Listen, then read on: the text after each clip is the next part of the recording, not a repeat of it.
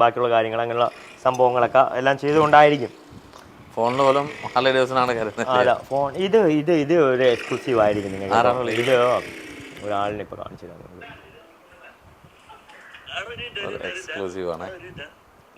ഇവിടെ ഒരു ഇന്റർവ്യൂ നടക്കുകയാണ്. ഇവിടെ ഒരു ഇന്റർവ്യൂവിന്റെ ഇടയിൽ അടുത്ത ആള് തൊപ്പി എടാ ഇവിടെ ഒരു ഇന്റർവ്യൂ നടക്കുകയാണ്. ഹലോ തൊപ്പി മാൻ, ഇവിടെ ഇന്റർവ്യൂ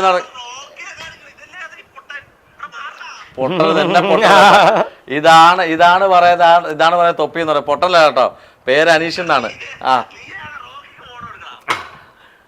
അതാണ് അവന്റെ സംസാരം. അത് പറയാളിയാ നീ മറ്റേ ആരെ പറ. ഓ ജിൻഡപ്പ അവിടെ ഉണ്ടോ? ഞാൻ ജിൻഡപ്പ. എടാ ജിൻഡോ, നിന്റെ അടുത്ത് എനിക്ക് ഒരു കാര്യം ചോദിക്കാനുണ്ട്. യവൻ തൊപ്പി എന്നെ കുറച്ച് നേരത്തിന് മുമ്പേ വിളിച്ചായിരുന്നു. വിളിച്ചിട്ട് പിന്നെ ജിൻഡപ്പൻ ജിൻഡ ബ്രോ ഹായ്. ജിൻഡ ബ്രോ ഓ ഞാൻ കാണിക്കാം. ഓക്കെ ജിൻഡോ, നീ പറഞ്ഞു നീ ബിഗ് ബോസിൽ പിന്നെ കപ്പ് അടിച്ചു കഴിഞ്ഞാല് ഒരു മറുപടി എടുത്തോട്ടെ. ബ്രോ പൊട്ടനല്ല, ചെവി നല്ലപോലെ കേൾക്കാം, നല്ലപോലെ സംസാരിക്കുന്ന ആളാ കേട്ടോ. പൊട്ടന്ന് വേറെ ആരെങ്കിലും വിളിച്ചാൽ കേട്ടോ. എടാ ജിൻഡോ, നീ എല്ലാവർക്കും ഷെയർ കൊടുക്കാന്ന് പറഞ്ഞ് ബിഗ് ബോസിൽ നിന്ന് കിട്ടുന്ന ഇത് ക്യാഷ് എല്ലാവർക്കും വീതം വെച്ച് കൊടുക്കാന്ന് ജിൻഡോ പറഞ്ഞിട്ടുണ്ടായിരുന്നു. ഒരാൾക്ക് 3,33,000 രൂപ വെച്ച് വരും.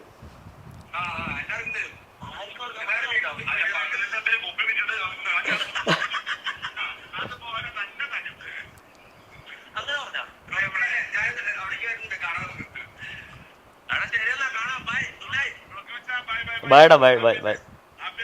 ഹാപ്പി അടിപൊളി.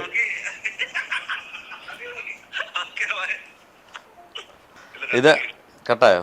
ഇവൻ മറ്റേ ചാറ്റിന്റെ ഇവന്റെ ക്യാരക്ടർ ഇതാണ്. അല്ല, ഇവന്റെ ക്യാരക്ടർ ഇതാണ്, തൊപ്പിയുടെ ക്യാരക്ടർ ഇതാണ്. പൊട്ടൻ അടുത്തിരിക്കുന്ന ആരൊക്കെ കുറെ പൊട്ടന്മാർ സംസാരിക്കുന്നുണ്ട്. തൊപ്പിയോട് പറയാനുള്ളത്, പൊട്ടൻ നിന്റെ വീട്ടിലിരിപ്പുണ്ട്, ഞാനല്ല പൊട്ടൻ, മനസ്സിലായല്ലോ. അതുപോലെ നിന്റെ കൂടെ ഇരുന്ന കുറെ പേര് പൊട്ടൻ എന്ന് പറഞ്ഞു. അദ്ദേഹം റെസ്പെക്ട് ഉണ്ടായിട്ടാണ് എന്നെ അടുത്ത് കാണിച്ചത്. കൂടെ ഇരിക്കുന്നവർക്കും പറയുന്നത് നിങ്ങളാണ് ലോക പൊട്ടന്മാർ, ഞങ്ങളല്ല പൊട്ടന്മാർ, മനസ്സിലായല്ലോ. പിന്നെ ജിൻഡോട് ചോദിച്ചത് ഇക്കാണ് ഡയറക്റ്റായിട്ട് ചോദിച്ചത്. ഇതുപോലെ തന്നെയായിരുന്നു ബ്രോ, ഇതുപോലെ തന്നെയാണ് എന്നെ അവിടെ വിളിച്ചിട്ട് തോപ്പി അവിടെ വിളിച്ചിട്ട് എന്നെ ഇൻസൾട്ട് ചെയ്തത്. ഇതുപോലെ തന്നെയാണ്. ഇപ്പം നിങ്ങൾക്ക് പുള്ളിക്കാരനെ നേരിട്ട് അറിയാവുന്നത് കൊണ്ടല്ലേ നിങ്ങൾ സംസാരിച്ചത് അല്ലേ? അപ്പോഴത്തേക്കും പുള്ളിക്കാരൻ നിങ്ങളെ എത്ര രീതിയിലാണ് ഇൻസൾട്ട് ചെയ്തത്? അതാണ് പറഞ്ഞത് അല്ലേ? അതുപോലെയാണ് എന്നെ അവിടെ വിളിച്ചിട്ട് ഇൻസൾട്ട് ചെയ്യാൻ വേണ്ടിയിട്ട് ശ്രമിച്ചത്. അത് രണ്ട് രീതിയിൽ, ഒന്ന് ഡയറക്റ്റ് ആയിട്ട്, ഒന്ന് ഇൻഡയറക്റ്റ് ആയിട്ട്. മനസ്സിലായോ? അതാണ് ആൾക്കാർ അവരുടെ കാര്യങ്ങൾക്ക് വേണ്ടിയിട്ട്, അല്ലെങ്കിൽ അവരുടെ ഒരു കാര്യം പിന്നെ സക്സസ് ആവാൻ വേണ്ടിയിട്ട് ബാക്കിയുള്ള ആൾക്കാരെ എത്ര കരിവാരി തേക്കാനും എത്ര അപഹാസ്യപ്പെടുത്താനൊന്നും ആർക്കും ഈ കാലത്ത് ഒരു മടിയില്ല. എല്ലാവർക്കും അറിയേണ്ട ഒരു കാര്യമുണ്ട്. ഫിനാലയിൽ വിളിക്കാത്തതിന് ഭയങ്കര വിഷമമുള്ളതായിട്ടൊരു വീഡിയോ കണ്ടു. അതെ. എന്തുകൊണ്ടാണ് വിളിക്കാഞ്ഞത്? ആ വിഷമം പ്രകടിപ്പിച്ചപ്പോൾ ആരെങ്കിലും വിളിച്ചിരുന്നോ? മീൻസ് എന്ന് വെച്ച് കഴിഞ്ഞാൽ ഞാൻ ആ ഷോയില് ചോരയും നീരും കൊടുത്ത് അല്ലെങ്കിൽ അത്രയും ഡെഡിക്കേഷനോട് കൊടുത്ത് നിന്നിട്ടുള്ള ഒരാളാണ്. അൺഫോർച്യുനേറ്റ്ലി ഇങ്ങനെ പല സംഭവങ്ങൾ സംഭവിച്ചു. ഞാൻ അവിടെ നിന്ന് പുറത്തായി. അവർക്ക് വിളിക്കാതിരിക്കുക അത് അവരുടെ ഇഷ്ടമാണ്.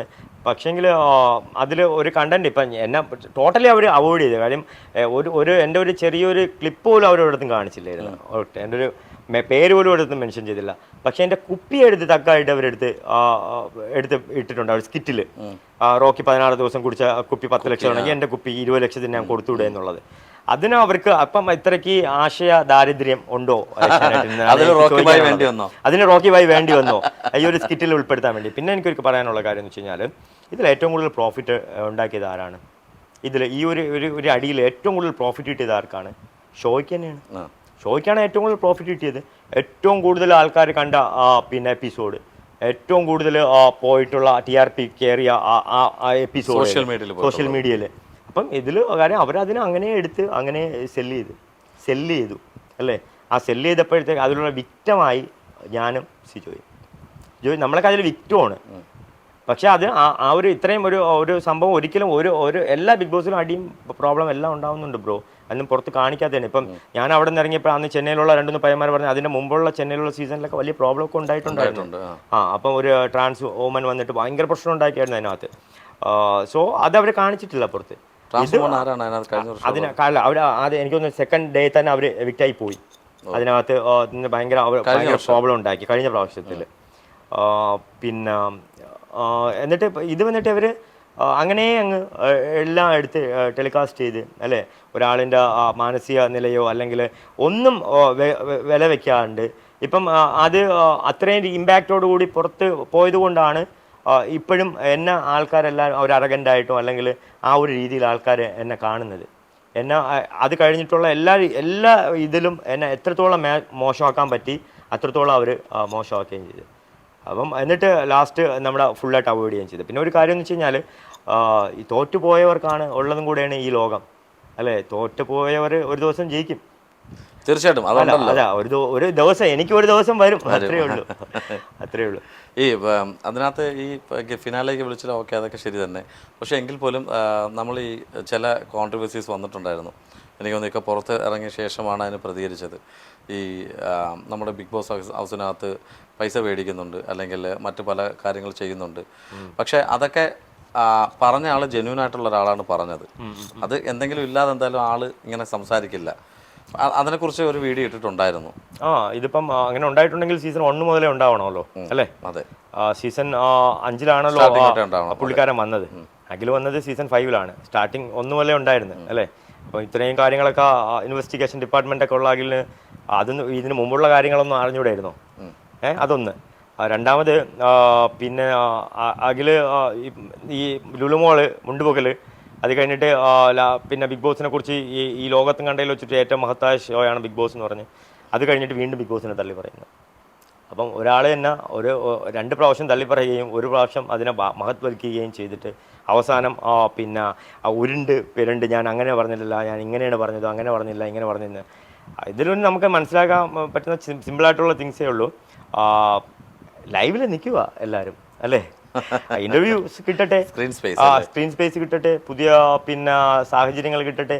അപ്പോൾ അതിനു വേണ്ടിയിട്ട് ഉള്ള സംഭവങ്ങളായിട്ടാണ്. പിന്നെ കാസ്റ്റിംഗ് കൗച്ച് കാര്യങ്ങളൊക്കെ ഉണ്ടെങ്കിൽ ഇവിടെ നിയമമുണ്ട്, കോടതിയുണ്ട്, പോലീസ് സ്റ്റേഷനുണ്ട്. പോയി കംപ്ലൈൻറ്റ് കൊടുക്കത്തില്ല. ഇത്രയും വലിയ ചെറിയ കാര്യമൊന്നുമല്ലല്ലോ ഇത് അല്ലേ. ഒരു ലേഡിയൊക്കെ ചെന്ന് നല്ല വ്യക്തമായിട്ടുള്ള രീതിയിൽ ഒരു ഹയർ ആൾക്കാരെ കുറിച്ച് കംപ്ലൈൻറ്റ് കൊടുത്ത അന്വേഷണങ്ങളൊക്കെ ഉണ്ടാവും. ഇത്രയും ഇത് കോൺട്രവേഴ്സി ഉണ്ടാക്കിയിട്ട് അതിനെതിരെ ഒരു അന്വേഷണം പോലും ഉണ്ടായില്ല എന്നുണ്ടെങ്കിൽ അതിൽ ഒരു കഴമ്പില്ലാത്തത് കൊണ്ടായിരിക്കത്തില്ലേ അല്ലേ. ആരും കംപ്ലൈൻറ്റ് ചെയ്തിട്ടില്ല, പുള്ളിക്കാരൻ മാത്രമേ കംപ്ലൈൻറ്റ് ചെയ്തിട്ടുള്ളൂ. അപ്പം അതൊക്കെ എനിക്ക് അതുപോലെ തന്നെയാണ് നമ്മൾ സിബിൻ ഉന്നയിച്ചിട്ടുള്ള കുറെ പ്രോബ്ലംസ്. എനിക്ക് അങ്ങനെ തോന്നുന്നില്ല ബ്രോ. നമ്മൾ കുറെ വിശേഷങ്ങൾ പറഞ്ഞു, കുറെ അധികം സമയമായി. ഈ ലാസ്റ്റ് ഒരു കാര്യം ചോദിച്ചോട്ടെ, നമ്മുടെ ഇപ്പം ജിൻഡോടെ ഒരു ലൈവ് കോൾ വന്നു, ജിൻഡോ ചേട്ടൻ്റെ. അതിനകത്ത് ഇപ്പൊ ചോദിച്ചു 3,30,000 കൊടുക്കുമെന്ന് വെച്ചപ്പോൾ എന്താണ് പുള്ളിയുടെ എക്സ്പ്രഷൻ? എന്തായിരുന്നു എക്സ്പ്രഷൻ? കാര്യം വെച്ച് കഴിഞ്ഞാൽ പുള്ളിക്കാരനെ നമ്മൾ അതിനകത്ത് ഉള്ള സമയത്തും പുള്ളിക്കാരൻ്റെ എക്സ്പ്രഷനൊക്കെ ശ്രദ്ധിച്ചു. ഭയങ്കര നാടകീയമായിട്ടുള്ള എക്സ്പ്രഷനാണ്, എല്ലാത്തിനും നാടകീയത നിറഞ്ഞ എക്സ്പ്രഷനാണ്, നിഗൂഢത നിറഞ്ഞ എക്സ്പ്രഷനാണ്. അതുപോലത്തെ ഒരു എക്സ്പ്രഷനായിരുന്നു. സോ പറഞ്ഞ വാക്കിന് ജെന്യൂനിറ്റി ഉണ്ടെങ്കിൽ അന്ന് അമ്മേനെ കൊണ്ട് സത്യമൊക്കെ ഇട്ട് കേട്ടോ, അമ്മയെ കൊണ്ട് സത്യമൊക്കെ ചെയ്തായിരുന്നു ജിൻഡോ. മാറാൻ പറ്റത്തില്ല.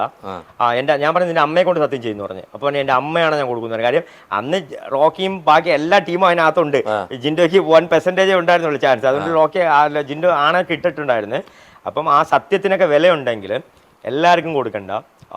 ഈ സീസണിൽ തന്നെ വന്നിട്ടുള്ള വളരെ കഷ്ടത 1-2 പേരൊക്കെ ഉണ്ട്, അവരെ സഹായിക്കാൻ ജിൻഡോ ഒരു മനസ്സ് കാണിച്ചാൽ അപ്പോഴും വേണമെങ്കിൽ പറയും റോക്കി ബോയ് അങ്ങനെ ചെയ്തുകൂടെ, എന്തിനാ ജിൻഡോ ചെയ്യണേന്ന്. ഞാൻ പറഞ്ഞിട്ടില്ല ബ്രോ, അതെല്ലാം ഞാൻ സഹായിക്കുന്നൊക്കെ ഉണ്ട്. അത് എനിക്ക് ഇവിടെ പ്രൂവ് ചെയ്യേണ്ട. പക്ഷെ ജിൻഡോ പറഞ്ഞു ഇതിനകത്തുള്ളവർക്ക് കൊടുക്കുന്നു.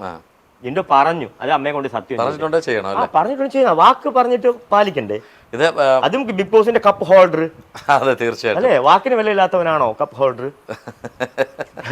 അത് ഭയങ്കര മോശമായി പോകും. ഇത് അമർഷങ്ങൾ കൂടുതലുണ്ടാവാം. പക്ഷെ അതുപോലെ നിങ്ങളാണ്, അപ്പം റോക്കി ബായ് ആണ്, അസി റോക്കിയാണ് കപ്പ് അടിച്ചിരുന്നെങ്കിൽ ഈ ക്യാഷ് എന്ത് ചെയ്തേനെ? ഈവൻ ഞാൻ പറഞ്ഞില്ലേ, വലിയ ഒരു ഗ്യാങ് ഉണ്ട്, നമുക്ക് കുറേ പിള്ളേരുണ്ട്, കുറേ ആൾക്കാരുണ്ട്. ഇവരുടെ അടുത്തൊക്കെ ഞാൻ ഓരോ കാര്യങ്ങൾ പറഞ്ഞു, നിനക്കിത്. ഈ ഇടയ്ക്ക് ഞാൻ പറഞ്ഞു നിങ്ങളിൽ ഏവൻ്റെയോ സമയദോഷം കൊണ്ടാണ് എനിക്ക് കിട്ടാത്തത്, അല്ലെങ്കിൽ നിൻ്റെയൊക്കെ സമയദോഷം കൊണ്ടായിരിക്കും കിട്ടാത്തത് അല്ലേ. സോ അല്ല, ഈവൻ ഞാൻ ക്യാഷ് ഇപ്പം അതിന് എത്ര ക്യാഷ് കിട്ടും മാക്സിമം എല്ലാം കൂടെ വളരെ തുച്ഛമായ ക്യാഷേ കിട്ടത്തുള്ളൂ. ക്യാഷ് അല്ലായിരുന്നു, എനിക്ക് എന്നെ പ്രൂവ് ചെയ്യണമായിരുന്നു. എനിക്ക് പ്രൂവ് ചെയ്യുക. സോ റോക്കി എന്ന് പറയുന്ന ഒരാൾ ഇപ്പോൾ അത്യാവശ്യം കുറച്ച് ആൾക്കാർക്ക് അറിയാം, പക്ഷേ അതൊരു ഒരു നെഗറ്റീവ് ഇമ്പാക്റ്റിലായിരിക്കും ആൾക്കാർ മനസ്സിലുള്ളത്.